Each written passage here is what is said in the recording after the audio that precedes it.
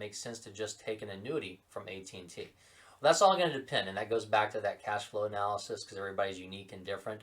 But if you were saying, hey, I'm retiring this year in 2023, I'm not looking to work longer, and I want the most bang for my buck, and I've got longevity on my side, I think I'm going to live a long life, then probably the annuity is going to make the most sense because we had such a severe drop in the lump sum. However, it may still make sense to take the lump sum because you might have longevity issues where, if you're not going to live, if you don't think you'll live into your 80s or beyond that, you're going to be able to spend more or get more for your family to pass on. So you want to make sure you've got more control of the assets, maybe with the lump sum, so you can pass that on, maybe try and grow that more so than what the annuity is going to pay. So there's some of the key things to look at, but one unique thing we kind of ran into at the end of 2022, and it may still be relevant here in 2023, we just need to look at the numbers based upon your specific situation. But even if you said, hey, I like that annuity, let's go back to that $2,000 example.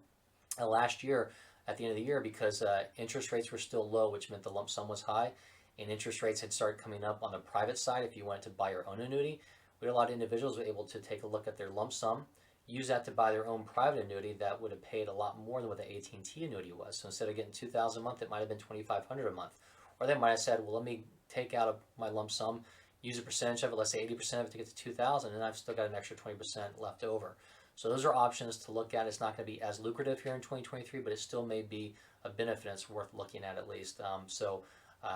Generally speaking, that annuity may make more sense right now, but it's still good to look at options. If you defer out until 2024 or beyond, hopefully these interest rates will come down, so it's going to be a different calculation method to look at where the lump sum may become more attractive. So really the best way here is just give us a call. We can run the numbers side by side for you, run that cash flow analysis, and let you know what those choices are.